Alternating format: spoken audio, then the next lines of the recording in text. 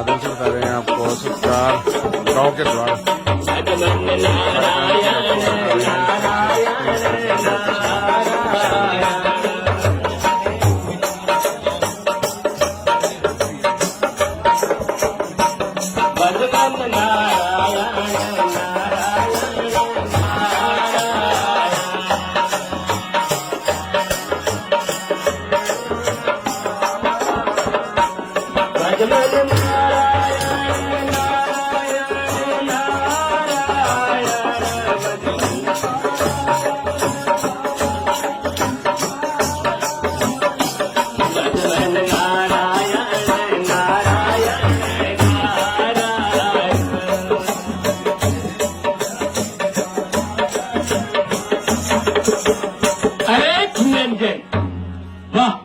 कितनी अच्छी जगह है और कितना अच्छा वातावरण है।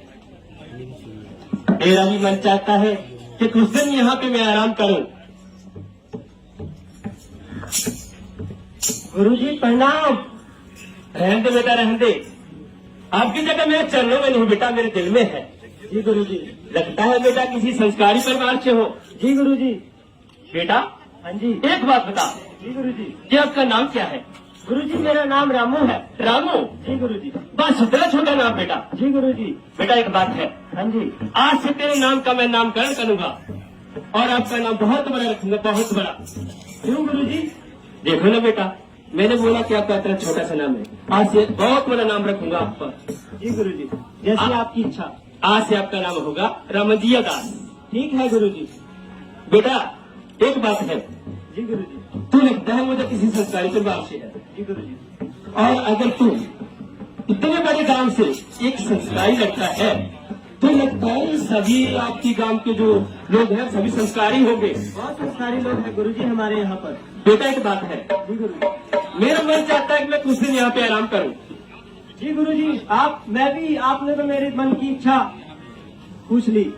देखो ना बेटा, हम अंतर्यामी हैं। जी गुरुजी। हम सबसे मन की बात जानते हैं। जी गुरुजी। इसीलिए तो हम महान पूजनीय संत हैं। गुरुजी आप ऐसा कीजिए कि हमारे गांव में कुछ दिनों के लिए विश्राम कीजिए। मेरी भी यही इच्छा है ताकि जो हमारे आसपास के लोग हैं वो आपके पास आकर अपनी समस्या का निवारण कर सके। तो ठीक है बेटा। जी गुरुजी। मैं उतनी देर के आराम करता हूँ, अपना भजन करता हूँ। आप उतनी देर के मेरे खाने पीने का प्रबंध करिए। पीने का गुरुजी? नहीं बेटा, पीने का नहीं, खाने के लिए कुछ कंदमूल हो और पीने के लिए पानी हो बेटा।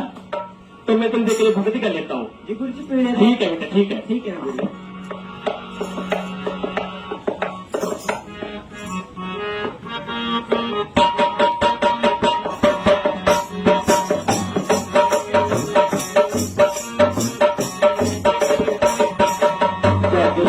सुंदर है दो नाम चाहे कृष्ण कहो या राम। सुंदर है दो नाम चाहे कृष्ण कहो या राम। चाहे कृष्ण कहो या राम। सुंदर है दो नाम चाहे कृष्ण कहो या राम। कृष्ण कहो या राम, चाहे कृष्ण कहो या राम, चाहे कृष्ण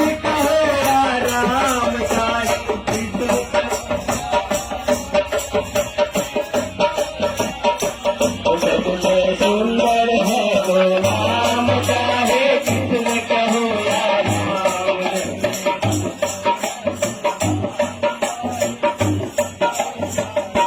अरे कृष्ण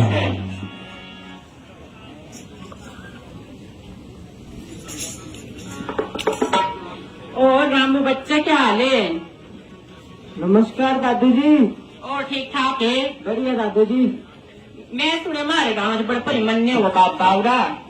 हाँ दादू तुमने बिल्कुल ठीक सुना। तमीन जब ले चलते मुझे बड़ी कोई समस्या है। क्या समस्या है तुम्हारी? मैं बाप के बसने तुम कहेंगे सुनी देखिए बस दीदी का चेला ना अगर तुम्हें बाप देगी तुम जो बाप देगे ले चल मैंने दस दो ना मैं बाप देगी पुत्र से तुमको ले चल बापे ने जाना भाई। हाँ चल ताई लो मेरे पीछे पीछे। दादू थोड़ी देर सिखा ना तू मैं गुरु बदे आज्ञा लेने आवा तो फिर सकता हूँ। ठीक है बच्चा, ठीक है। गुरु जी, गुरु जी, गुरु जी। हाँ बेटा रमजिया बोलो। प्रणाम गुरु जी। प्रणाम बेटा प्रणाम। गुरु जी। हाँ बेटा बोलो। आपसे मिलने के लिए कोई दुखियारा आया हुआ है बाहर। दुखियारा आया है बेटा? जी। तो कोई काम के लोग आए हैं पे? गुरु जी, वो हमारे गांव के एक दादू है, उनको कुछ समस्या है जो कि आपके पास समस्या लेकर आए हैं। ठीक है बेटा, भेजो भेजो। ठीक है गुरु जी, मैं भेजता हूँ। चल दादू आजा। चल चल रामू बच्चा। आइए।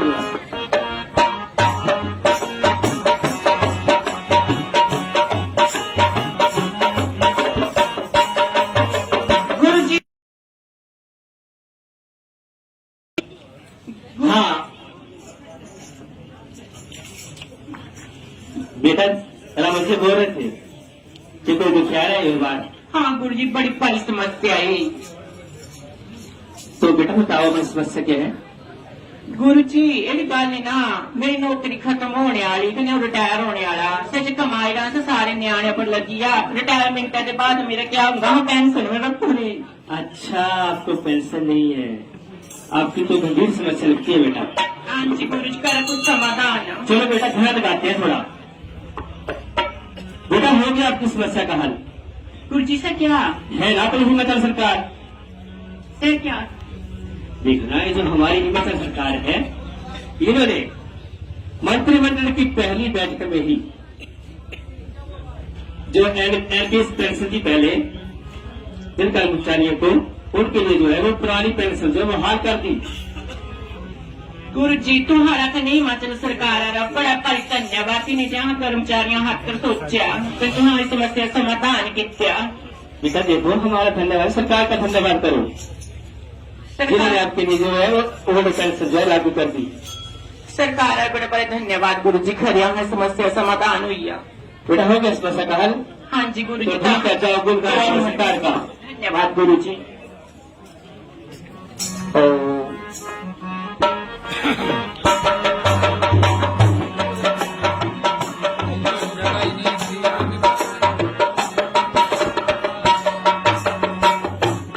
बचपन नारायण नारायण नारायण, बचपन नारायण नारायण नारायण,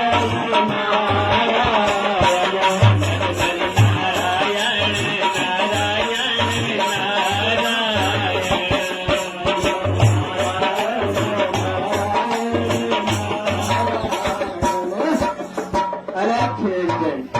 रामू नमस्ते। हुई क्यों पाई मिलियो आपका जी? आनी पछाणिया हूँ, टंगा ने देख। ओहो शानू तू? हाँ, बड़े बड़े दिन बाद हुए तेरे दर्शन मोइये। क्या करूँ तर कर कृत्य फंसी गिरी। किस तरह की गृहस्थी फंसी गिरी तू? क्या करूँ आजकल बड़ी बड़ी टेंशन जी। जो देखी न लगता नहीं है बैंक की गए तुझे कोई टेंशन हो? बांकी तो आई पर देखी ने थोड़ी ना लगा पता दुखड़ा।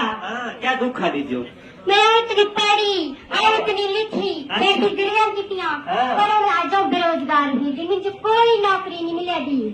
ये देख, तल जो स्कूल ना पढ़ा है ना मेरे ने, तो तल को किताब पढ़ा है ना, तल होती जो बड़ा हाँ, तो देख ले और भी सारू बढ़िया। तू भी ये बेरोजगारी है, तू भी मान ले आई जगह में आए दोनों सारू बढ़िया है। अच्छा, हम इतनी साधु बनने से पढ़ी हूँ गीता। मैं सुनी रहा ना, एक गुरु वाले का गाँव है। इन गर्मी जो कितने ले चलो। तुम्हारे तो दस देख के समस्या दी जोर। तुल्ले दसनी ना, मैं तुल्ले दसनी, मैं गुरु वाले दसनी। थोड़ा कारण जो गुरु वाले ले चलो। चल आइए तो गुरु वाले तीजे गुरु वाले ले चला। चल आइए। अनुरूप के चला। मैं गुरु वाले आज्ञा लेके आवा, फिर सदा हमारी। ठीक है। गुरुजी, गुरुजी। हाँ बेटा राम जिया। प्रणाम गुरुजी। प्रणाम प्रणाम। गुरुजी बाहर कोई दुखियारा आई है। दुखियारी आई बेटा? जी गुरुजी। ठीक है बेटा, भेज दो। गुरुदेव प्रणाम। आयुष्मान हो बेटा। गुरुदेव मेरी बहुत बड़ी समस्या है। क्या आप इस समस्या का हल कर दोगे? बेटा हाँ, राम जी बोल रहे थे कि कोई दुखियारी बेचारी। बेटा आपकी समस्या क्या है? गुरुदेव मैं बहुत पढ़ी लिखी हूँ पर मुझे कोई नौकरी नहीं मिल रही है और मैं बहुत दुखी हूँ। मेरा तो जीने को भी मन नहीं करता है अब। अच्छा दिल बेटा करता है मैं मर जाऊँ। मैं बहुत दुखी हो चुकी हूँ। बेटा मरना नहीं है, आपकी समस्या का हल ढूंढेंगे हम। अच्छा गुरुदेव। हाँ बेटा ध्यान लगाते हैं। अच्छा गुरुदेव ठीक है बताइए। बेटा लगाते हैं ध्यान। बेटा हो गया आपकी समस्या का हल। अच्छा गुरुदेव हाँ। जल्दी बताइए। है ना अपनी हिमाचल सरकार? अच्छा हाँ ये बोला, ये जो हमारी हिमाचल सरकार है इन्होंने युवाओं के लिए सरकार के क्षेत्र में बहुत ही रोजगार के अवसर जो है वो अच्छा गुरुदेव। हाँ दिए हैं। अच्छा देखो इसमें जो है 5291 पद जो है अध्यापकों के बैच वाइज एवं राज्य चयन आयोग के माध्यम से भरे जाएंगे। अच्छा गुरुदेव। हाँ बेटा और भी बहुत है, जैसे आप लड़की है, लड़कियों के लिए तो पुलिस में भी 30% का वो जो आरक्षण हमारी सरकार ने दिया है। अच्छा हाँ और भी है बेटा, बहुत सारे रोजगार हैं। अच्छा गुरुदेव। जैसे कि अगर आप जल शक्ति विभाग में लगना चाहते हैं अच्छा तो उसके लिए भी हमारी सरकार ने विभिन्न विभाग में, शक्ति विभाग में विभिन्न श्रेणियों के जो है वो 10,000 पद भरने का निर्णय लिया है।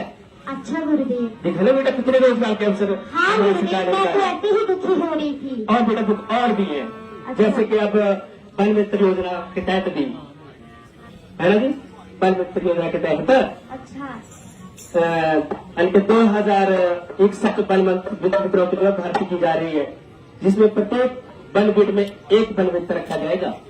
अच्छा गुरुदेव। बेटा हर जगह कोशिश करो। अच्छा गुरुदेव तब तो मैं बहुत खुश हुई गुरुदेव। ठीक है गुरुदेव अब मैं चलती ठीक है बेटा, देखो कितनी मौज लगाई है हमारी हिमाचल सरकार ने। हूँ। हाँ गुरुदेव। ठीक है बेटा।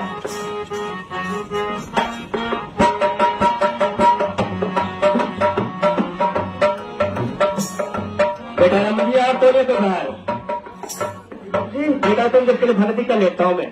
ठीक है गुरु जी आप। श्यामा के तेरी मेरी बिगड़े ना, श्यामा के तेरी मेरी बिगड़े ना, श्यामा के तेरी मेरी बिगड़े ना, श्यामा के तेरी मेरी बिगड़े ना, श्यामा के तेरी मेरी बिगड़े ना, श्यामा के तेरी मेरी बिगड़े ना,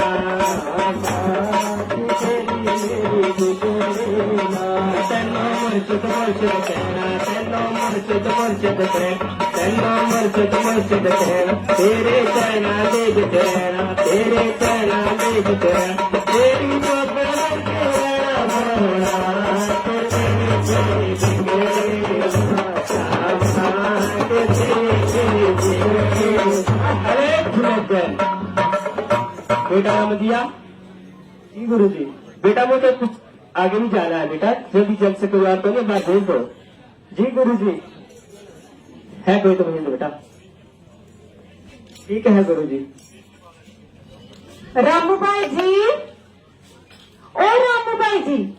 हाँ जी। ओ मेरे छोटे देवरा। हाँ भाभी। ठीक है नमस्ते। नमस्ते। पैर तो बंदा नहीं एक चला हुए नमस्ते कर दो ही। अरे भाभी पैर तेरे बंद दिंदा पर इस टाइम साधु बनेगा, नहीं तो मैं तेरे पैर जरूर बनने। अच्छा हाँ। मैं सुने भी इतनी गुरु हो रही है ये। अच्छा हाँ जी तो मैं बड़े दुखी। ओ सारे दुखी आए रहे, मेरा कोई भी नहीं है। सैली आए ने बाबे ने 100,000 रुपये चढ़ाई दो आए ने कोई, मेरा कोई भी नहीं है। सारे दुखियारे आए रे। नहीं हाँ तो मैं चलो दसा। हाँ जी। ये गुरु जी आए ने मैं तो बिना बोले नहीं चलना, मैं बड़ी दुखी तुम मान ले दस दे ना। मैं तुम्हारी नहीं सुनी क्या ओ देवरा छोड़ छोड़ कर मैं की टाइम नहीं आ। चलता आई जा, मेरे पीछे पीछे आई है, मेरी नक्कर सीधा। ठीक है ठीक है ठीक है आई जा।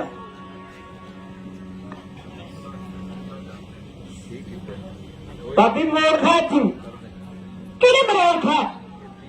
मैं ये मरोड़ खाई थी, मैंने मोड़ आई थी, मोड़ खा के हाथ आई। मरोड़ बोला मरोड़ खा बनने दे। आर खाने बोला है तो छोड़ के रख एड्डे का रास्ता। बस चल आइए, बुझी आए बस छोड़ के दूर रहे। खड़ी किने खड़ी खड़ी है थी भाई आई जब गुरु वाला कार थी खड़ी है किंतु तो क्या नहीं बोलना वो जानवर खड़ी बोल रही खड़ी हाँ हगड़े बोला है खड़ी बात देख थी ना मैं गुरु से आज्ञा लेके आवा तो फिर सदा आऊँ ठीक है गुरुजी हाँ बेटा नमस्ते बोलो प्रणाम गुरुजी। प्रणाम बेटा प्रणाम गुरुजी बाहर फिर से कोई दुखियारा आई है। बेटा भेज तो चल भी सकता है बहुत कम है ठीक है गुरुजी। ठीक है भेजो चल बात नहीं आइया। गुरुजी प्रणाम। आयुष्मान है बेटा बोलो बेटा बड़ी समस्या गुरुजी मैं बड़ी परेशान है बड़ी दुखी। ये तो मुझे लग रहा है बेटा क्या बात होती है गुरुजी मेरा मकान ना आप बताए कि अड़ी अच्छा आपकी गंभीर समस्या है आए तो पति पत्नी निकली ये बोला कि मेरे कुत्तू बिल्लू रही ये अंदर ही ठीक है तो तुम मेरी समस्या का समाधान कर देंगे। बेटा हो जाएगा आपकी समस्या का हल हाँ जी है ना अपनी हिमाचल सरकार हाँ जी देखो ना बेटा तो जो अपनी हिमाचल सरकार है इन्होंने आपदा से प्रभावित परिवारों के लिए पुनर्वास के लिए जो है वो नियमों में बदलाव कर रखा है। अच्छा जी हाँ देखो ना बेटा अगर कच्चा मकान है चाहे पक्का मकान है पहले तो 1,30,000 मिलता था हाँ जी हाँ जी है ना हाँ जी अब जो आपदा प्रबंधन के इसमें जो बदलाव किए हैं इसमें जो है तो 7 लाख रुपये मकान के लिए मिल जाएगा 7 लाख रुपये। ओ गुरुजी 7 लाख रुपये हाँ एक बड़ी खुशी वाली गल है। देखने बन जाएगा ना अपना मकान। हाँ जी हमारी ये सरकारी बड़ी मौज जला दी बांध है ना जी मेरा मकान बढ़िया ना हमारा गुरुजी। हाँ अगर कोई भी जैसे कि किसी का मकान जो है जिसमें थोड़ी दरारें आई है थोड़ा क्षतिग्रस्त हुआ है उसके लिए भी हमारी सरकार ने पहले तो देते थे 4,000 रुपये देते थे अब 1 लाख रुपए उसको बनाने के लिए हमारी सरकार दे रही है। अच्छा जी हाँ जैसे नॉर्मल रिपेयर के लिए मतलब मैं दुखी नहीं होना। बिल्कुल नहीं होना दुखी अब सरकार को मेरे साथ है। हाँ जी हाँ जी धन्यवाद तुम्हारा गुरुजी हम चल रहे हैं ना ठीक है, जी। देर हो इतनी जो ठीक है ठीक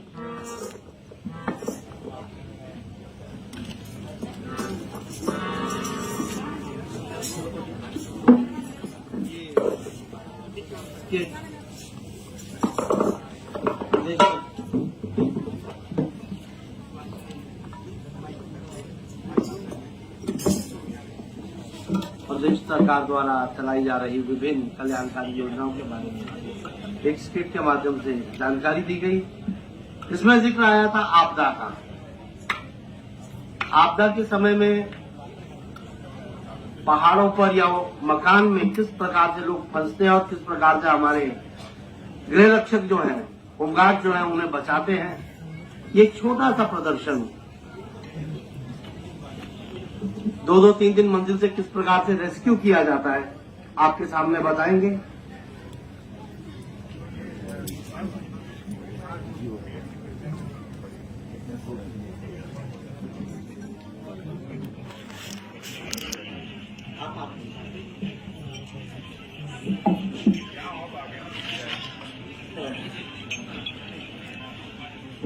हेलो अभी हाल ही में हम लोग एक बहुत बड़ी आपदा से निपटे हैं हमारे हिमाचल में आई है जिसके कारण बहुत सा नुकसान हिमाचल में हुआ है।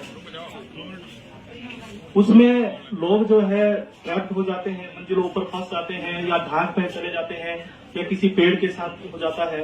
तो ऐसी परिस्थिति में जो हिमाचल होमगार्ड्स के पास डीडीएमए की मदद से कुछ इक्विपमेंट्स परचेज किए जा रहे हैं या कुछ हमें उपलब्ध करवाए गए हैं उनके बारे में एक छोटा सा आपको हम डेमोस्ट्रेशन देंगे जिसमें ये जो सेफ्टी बेल्ट है इसका इस्तेमाल करते हैं। अगर हमारा कोई व्यक्ति किसी घाट में फंस गया है या किसी ऊपरी मंजिल में फंसा हुआ है तो हमने उसको कैसे निकालना है। सबसे पहले हम उसको पहनने का तरीका बताएंगे।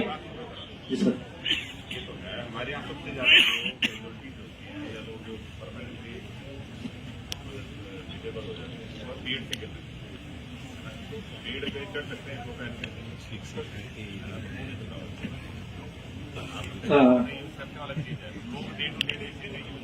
यस सर अगर इसका ये जो बेल्ट है आप इसको सेफ्टी बेल्ट हम बोलते हैं। आप लोगों ने देखा ना जितनी भी बड़ी फैक्ट्रीज है या रेलवे के अंदर काम चल रहा है या पुलों पे काम करते हैं वो लोग जो इसी का इस्तेमाल करते हैं। अगर हम इसका इस्तेमाल करके जैसे हम लोकल हम काम करते हैं पेड़ों पर चढ़ते हैं या किसी ढांक से हम घास काट रहे होते हैं या कहीं पर हमारी ढलान होती है जहां पर हमने काम करना होता है आमतौर पर ठीक है ना। तो वहां पर हम इसका इस्तेमाल करते हैं। इसको पहनने का तरीका क्या है, सबसे पहले जो है इसको, जो इसकी बेल्ट है उसको पीछे की तरफ पहनना है और ऊपर से पहनना डालना शुरू करना है, ठीक है। सिंपल इसमें 3 स्टेप्स होते हैं, शोल्डर का है, कमर का होता है और थाई का है। तो तीनों स्टेप को कवर करते हुए ऊपर से डालना है।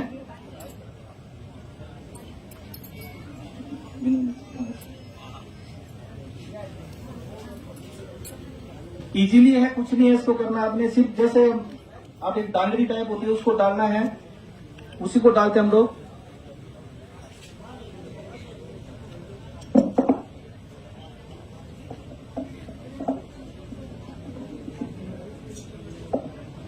इसको लगाने के बाद इसमें देखो ये स्ट्रैप्स है, कुछ नहीं करना है आप लोगों ने। ये स्ट्रैप्स क्या करना है, इसको खींचना है, ये अपने आप से हो जाती है, टाइट हो जाती है।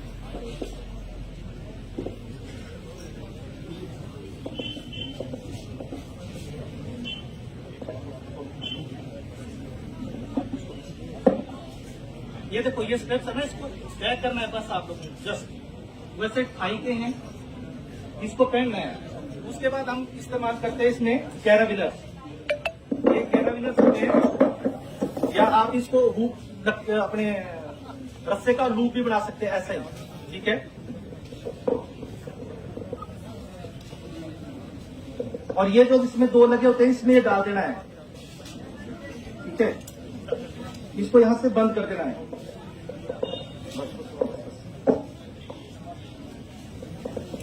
ये इसमें डिसेंडर लगा होता है जिसकी मदद से हम नीचे आते हैं, ठीक है। अभी हम आपको यहां से उतर कर बताएंगे, आपको एक डेमोस्ट्रेशन देंगे हम आपको कैसे नीचे उतरते हैं। ये जाएंगे ऊपर से और आपको बताएंगे, जल्दी जाएंगे। तो इस तरह से जब भी कभी कोई भी आपदा आती है, कोई भी डिजास्टर आता है, तो उसको हमें पहले तैयार रहना है। जो आपदा आती है, देखिए जब तक हम किसी घटना के लिए, अभी यहाँ की एक जिस जगह पे आप बैठे हैं वहां पे पिछले 5 साल पहले या 4 साल पहले एक लैंडस्लाइड हुआ था, ठीक है। वहां पे मैंने खुद रेस्क्यू किया आकर, वहां पे मैं खुद, हम पहुंचे थे हम लोग, तो जमीन पूरी 500 मीटर नीचे खिसक गई थी। तो जहां हमें पता होता है कि ऐसी घटनाएं घटती है, लोकल हमारे पास डेंजरस क्या है, लोकल हमारे पास जब डेंजरस होते हैं तो हमें रिसोर्स क्या रहेंगे, तो हमें अपने रिसोर्सों का पता होना चाहिए। तो जब तक हम लोग यहाँ पहुंचे तो जो लोकल लोग थे उन्होंने उन लोगों को बाहर निकाल चुके थे वो। तो you are the first responder. आप ही लोग ऐसे होते हैं जो पहले घटना स्थल पर पहुंचते हैं। तो आप लोगों को थोड़ा सा अवेयर होना चाहिए, जब भी कोई भी ऐसी घटना आती है हमें अपने विवेक का इस्तेमाल करना है, अपनी बुद्धि का इस्तेमाल करना है और उस घटना को क्या करना है, नियंत्रण करना है। आप लोग कर सकते हैं, ठीक है। तो जब तक हम लोग यहाँ पहुंचे थे, सुबह 7:30 बजे तक हम लोग यहाँ पहुंचे थे, सुबह की वो घटना थी। तो उस समय तक जो लोकल लोग थे उन्होंने उनको बाहर निकाल दिया था। कुछ लोग रहा था सामान, उसको हमने बाहर निकाला था बाद में। लेकिन जहां हम हैं वो जो है लैंडस्लाइड प्रोन एरिया है, ठीक है, क्योंकि यहाँ पर एक घटना घट चुकी है।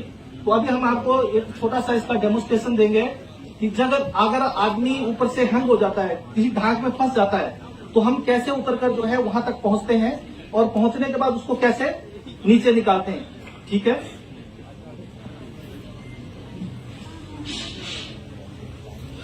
आपके पंचायतों में जो है अवेयरनेस कैंप लगाए जा रहे हैं। जहां भी कभी किसी पंचायत में अवेयरनेस कैंप लगता है वहां से ज्यादा लोग जुड़िए, ठीक है, क्योंकि वहां प्रॉपरली हम ट्रेनिंग देते हैं, लोगों को बताते हैं। यहाँ पे टाइम शेड्यूल भी होता नहीं है, सिर्फ हम एक डेमोस्ट्रेशन आपको दे रहे हैं, सिर्फ दिखा पा रहे हैं हम आपको, ज्यादा कुछ नहीं है।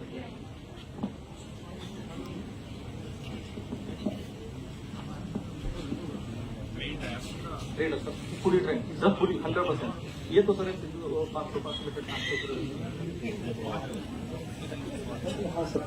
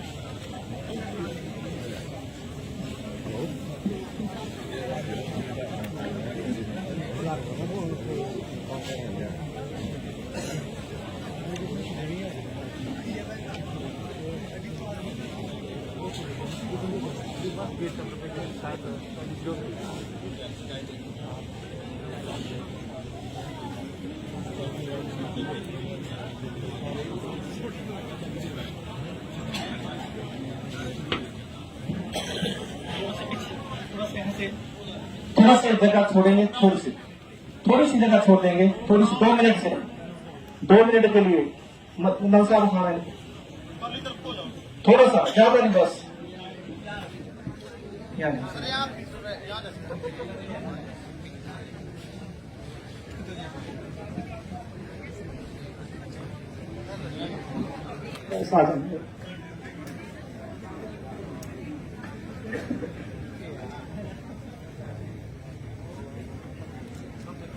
फेंको।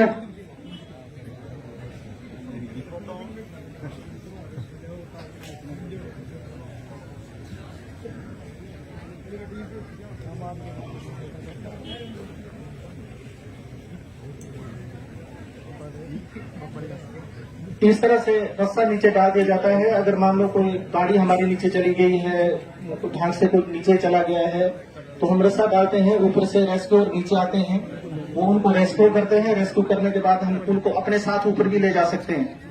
हमारे पास ऐसे भी है जिसमें हम असेंडिंग भी करते हैं, डिसेंडिंग, इसको बोलते हैं डिसेंडिंग करना।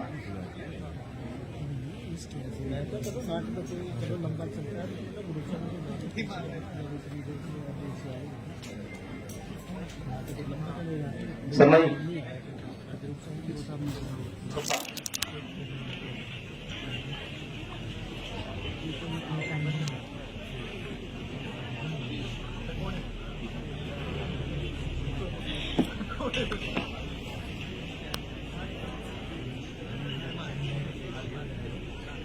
ये जितने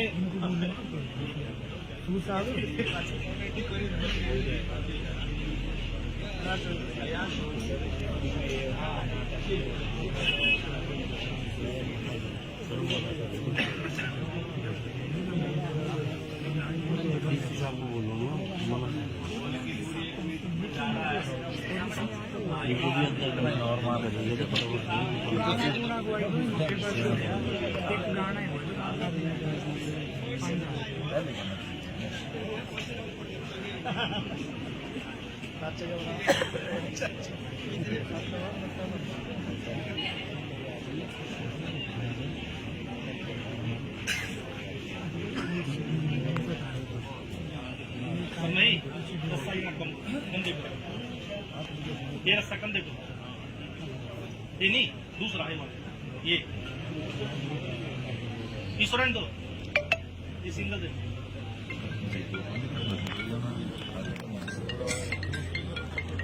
देखिए माइक जिस तरह से रेस्क्यूअर जो है नीचे उतरता है,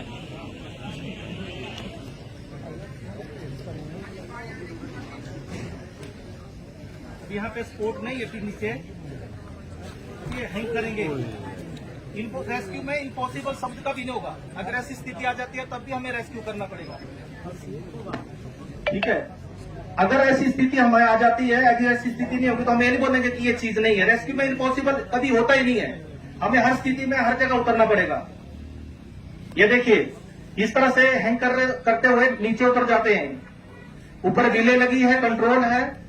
अगर इनको बीच में काम करना तो कर सकते। ये छोटा सा डेमोस्ट्रेशन था, छोटा सा था आपके पास सब।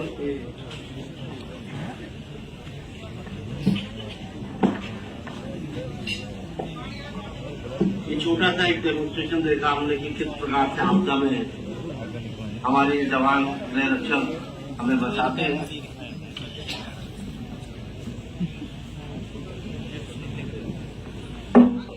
हमारा विनम्र आग्रह माननीय तकनीकी शिक्षा, व्यावसायिक एवं औद्योगिक प्रशिक्षण मंत्री आदरणीय श्री राजेश धर्मानी जी से हम सभी का मार्गदर्शन करने के लिए माननीय मंत्री को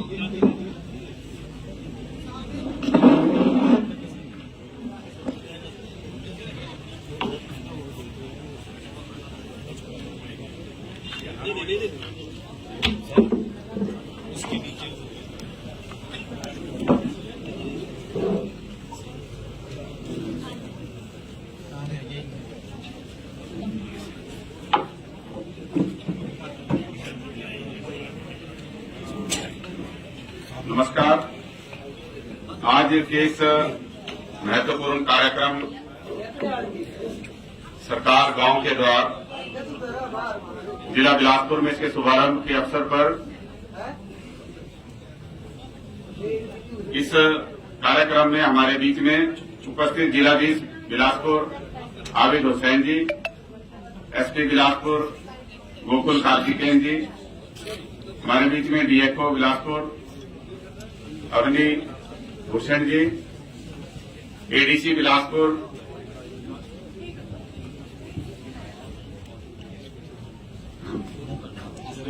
डिप्टी डायरेक्टर हमारे higher education, deputy director elementary education, district ayurvedic अफसर, डिप्टी डायरेक्टर हमारे एग्रीकल्चर, डिस्ट्रिक्ट वेलफेयर ऑफिसर और हमारे बीच में सीएमओ बिलासपुर, हमारे बीच में एससी पीडब्ल्यूडी, एससी आईपीएच और district excise and taxation officer, हमारे सभी सब डिवीजन लेवल के अधिकारीगण और हमारे यहाँ पे स्थानीय पंचायत की प्रधान अंजना शर्मा जी, उप प्रधान श्री अमरजीत जी, बीडीसी मेंबर श्रीमती राव जी, हमारी दुधौल पंचायत की प्रधान अनीता जी और पंचायत के सभी सदस्यगण, पट्टा पंचायत के प्रधान श्री रवि जी, हमारी जिला कांग्रेस कमेटी की प्रधान श्रीमती अंजना धीमान जी, ब्लॉक कांग्रेस कमेटी के प्रधान श्री जयकीर सिंह मेहता जी और यहां उपस्थित बीडीसी मेंबर हटवाड़ के श्री सुरेंद्र सिंह जी और अन्य सभी उपस्थित जनप्रतिनिधिगण,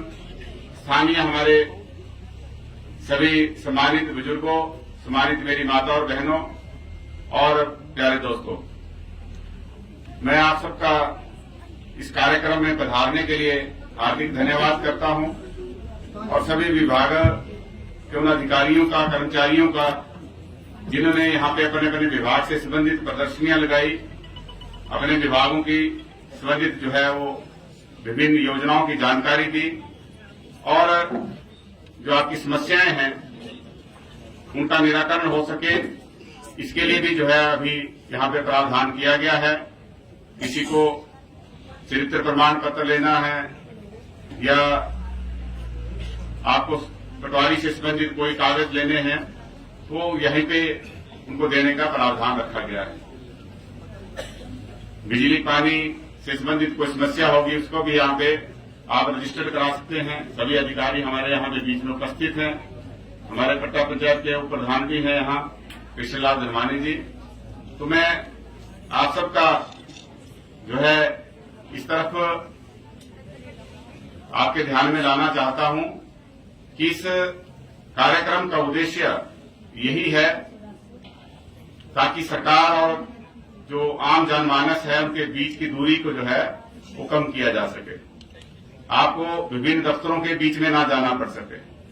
अभी पिछले दिनों एक अभियान चलाया गया कि जो पेंडिंग इंतकाल हैं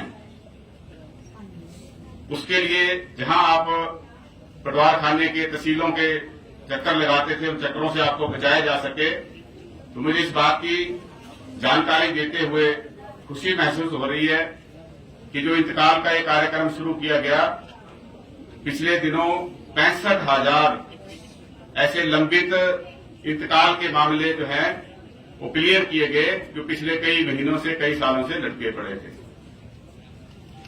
हिमाचल प्रदेश सरकार में संवेदनशील तरीके से काम कर रही है।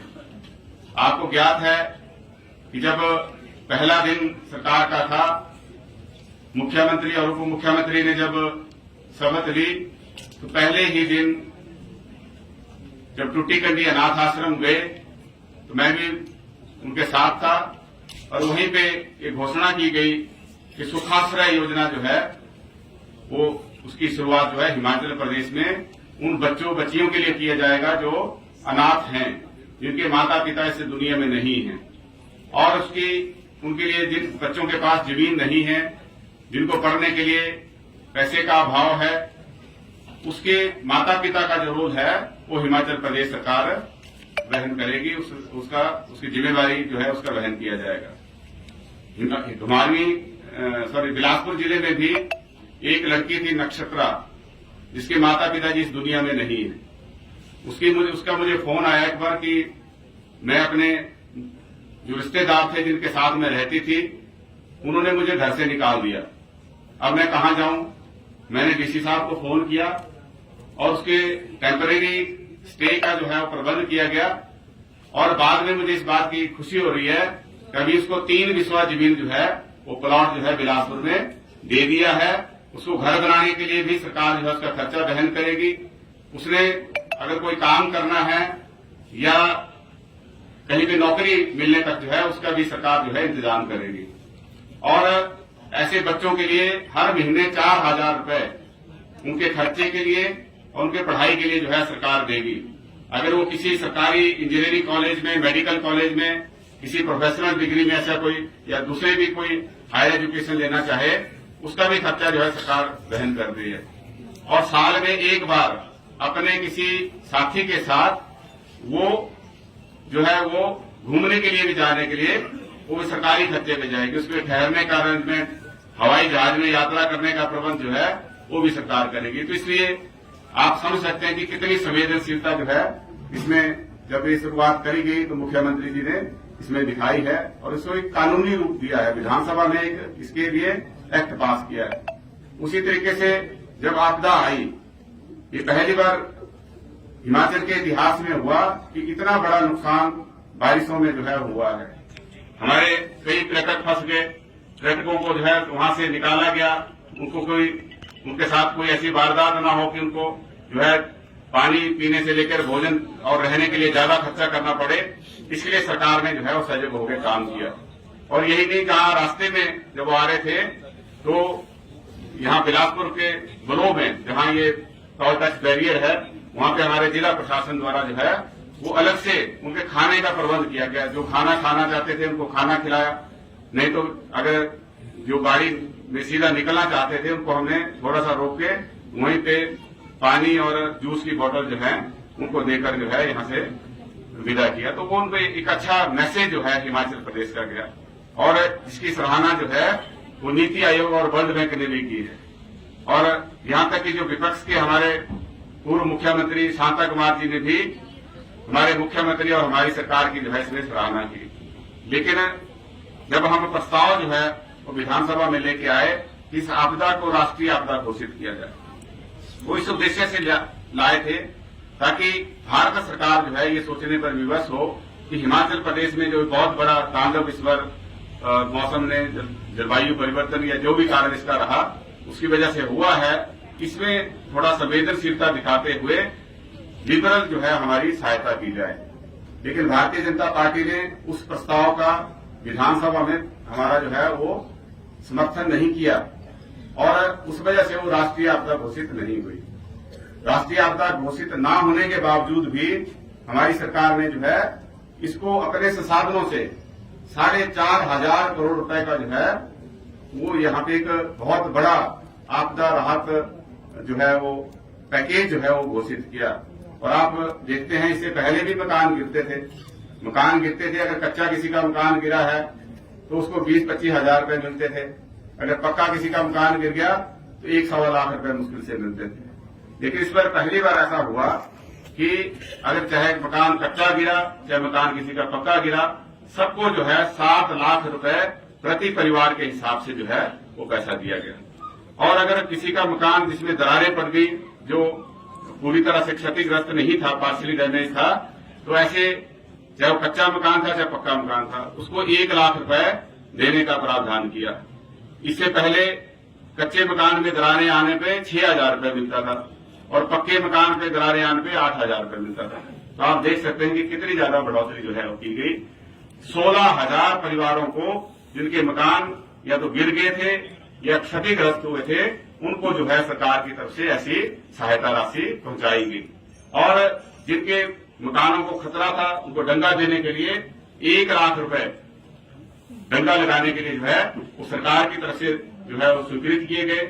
मुझे याद है जब ये साथ में हमने उसमें अलग से एक मीटिंग करी और जिलाधीश महोदय को हमने ये कहा कि जितने भी केस आपके पास आए वीडियो या पंचायत के माध्यम से आप इनको 3 दिन के अंदर अंदर जो है वो स्वीकृत करें।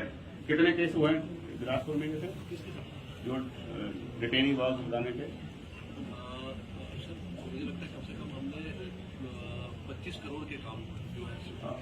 लगभग 25 करोड़ के काम जो है वो जिला बिलासपुर में हाउसिंग के अलावा जो है घरों के अलावा उसमें स्वीकृत किए हैं। तो आप अंदाजा लगा सकते हैं कि कितना ज्यादा जो है ये डिजास्टर था और उसके प्रबंधन के लिए, उसके मिटिगेशन के लिए कितने बड़े युद्ध स्तर के ऊपर जो है इसमें काम किया गया। तो ये संवेदनशीलता को दिखाता है।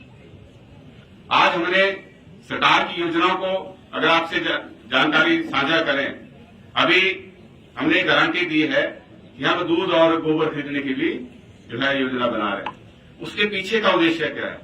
उसके पीछे का उद्देश्य है कि जो किसान पशु पालता है हम उसकी मदद कर सकें। आज हम स्ट्रे एनिमल से परेशान हैं क्योंकि लोगों को ये लगता है कि पशु पालना जो है उनकी मजबूरी है, लेकिन ये फायदे का सौदा नहीं है।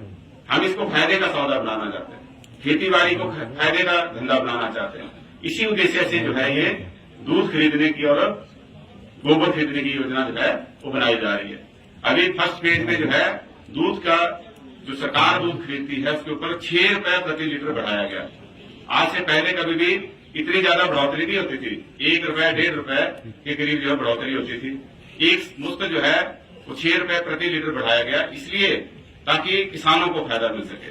आने वाले समय में गोबर खरीदने की भी जो है, क्योंकि इसमें अभी सिस्टम बनाया जा रहा है, क्योंकि अगर आप आपसे खरीद लेंगे तो उसको रखेंगे कहाँ, तो पहले उसके प्रबंधन का सिस्टम बनाया जाएगा, दूध का प्रोसेसिंग हो सके। इसीलिए कांगड़ा में एक बहुत बड़ा प्लांट लगाया जा रहा है। जिस तरह से हमारे अमूल का प्लांट है, उसी तरह के ऊपर 225 करोड़ रुपए का एक दूध सेंटर जो है, मिल्क प्रोसेसिंग प्लांट जो है वो कांगड़ा के डगवार में लगाया जा रहा है।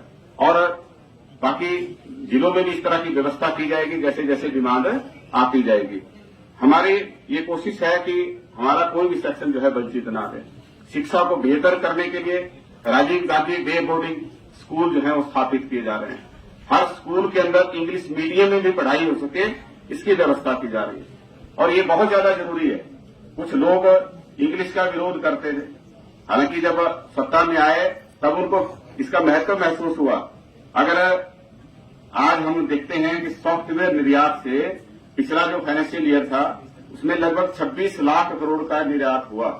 और ये इसलिए संभव हुआ क्योंकि हिंदुस्तान के अंदर इंग्लिश पढ़ने जानने वाले लोग हैं। अगर इंग्लिश नोइंग लोग नहीं होते तो ये चीजें संभव नहीं हो पाती। तो हमारे बच्चे किसी तरीके से भी पीछे ना रह सके। जिस तरह से प्राइवेट स्कूलों में जो है इंग्लिश मीडियम में भी पढ़ाई कराई जाती है, उसी तर्ज पे हमारे सरकारी स्कूल भी जो है वो उसी के तर्ज से कम्पीट कर सकें। तो हमने ये व्यवस्था की है कि अगले सत्र से जो है वो हर स्कूल में इंग्लिश मीडियम में भी जो है वो पढ़ाई कराई जाएगी। कोई बच्चा अगर गरीब परिवार से है, उसके अगर किसी प्रोफेशनल एजुकेशन उसने लेनी है, एजुकेशनल लोन लेना है, तो मात्र 1% ब्याज पे एजुकेशनल लोन जो है वो उसको मिल सकता है। तो जिसको जरूरत है वो 1% पे लोन लेगा। ये भी नई योजना जो है वो हमारी सरकार ने इसकी शुरुआत करी है, इसलिए ताकि हमारे बच्चे जो हैं कोई पीछे न रह जाए। अभी एक और योजना स्टार्ट की है कि जो हमारी विधवा बहनें हैं जिनके पास अपना मकान नहीं है, उनको मकान स्वीकृत करने के लिए जो है वो 1.5 लाख रुपए प्रति विधवा महिला को जो है वो मकान बनाने के लिए दिया जाएगा। और ऐसी बहनों के जो बच्चे हैं उनको पढ़ाई के लिए भी जो है वो आने वाले समय में शायद इसी बजट में हमारी ये घोषणा होगी कि उनके पढ़ाने के लिए भी जो है वो पैसा जो है उनको दिया जाएगा, ताकि वो बच्चे भी पीछे किसी से ना रह सके। हमारे यहाँ पे बच्चे काम कर सकें, आगे बढ़ सकें, इसके लिए जो है वो सेल्फ एम्प्लॉयमेंट की स्कीमें शुरू की है। अब स्टार्टअप योजना जो है वो शुरुआत उसकी की है। 680 करोड़ रुपए की ये कुल योजना होगी।